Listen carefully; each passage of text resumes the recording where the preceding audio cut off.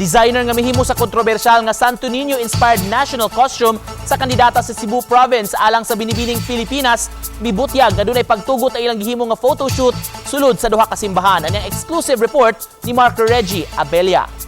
It was honestly, it was approved.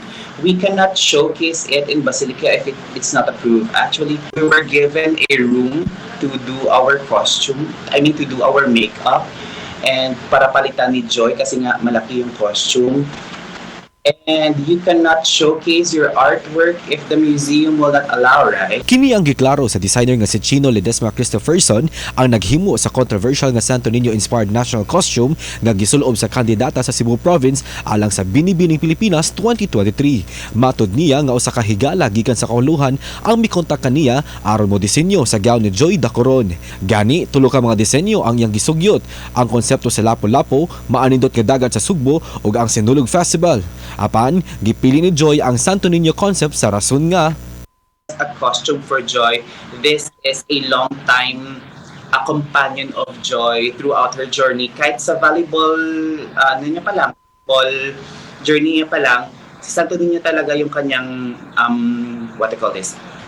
companion niya and inspiration niya. And then lalo na nung namatay yung dad niya, mas naging stronger yung faith niya kay Santo Niño. Human giaprubahan sa team ni Joy og sa Binibining Pilipinas, mituyo sila og pagbisita sa Sugbo. Niadtong Marso 7, ilang gibisita ang duha ka mga simbahan aron mangayong pagtugot sa disenyo. Ila sab gipakita ang mga disenyo kang Cebu Auxiliary Bishop Robin Labajo atol sa ilang pagbisita. Pumunta kami doon to ask permission. And si Joy, she explained everything from the national costume, from the details of the costume, the crown, the scepter. We want everything approved. We want the vestment approved kasi nga we're doing this. This is a brave move for us. For it to be photo shoot sa Basilica, it's a brave move kasi hindi ka naman doon makakapasok if it's not approved eh. Before ko ginawa yun, na-approve naman yung sketch ko and my blessing din sa mga bishop from Cebu. I don't have any intention para magkaroon ng sa Bisaya pa, yaga-yaga, but I only want to show the faith nationally sa atin na si Santo Niño.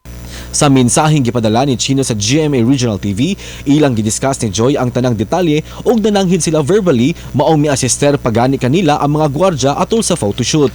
Apan atol sa national costume presentation sa Binibining Pilipinas, laing costume ang gisulob ni Dacoron.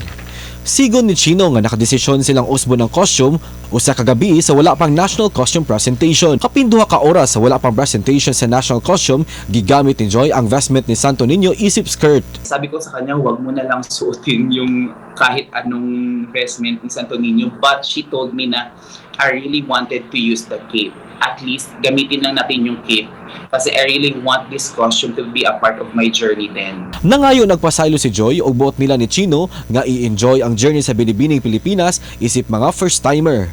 Kauban si Clans Gabutin, Mark Reggie Abella. GMA Regional TV Live.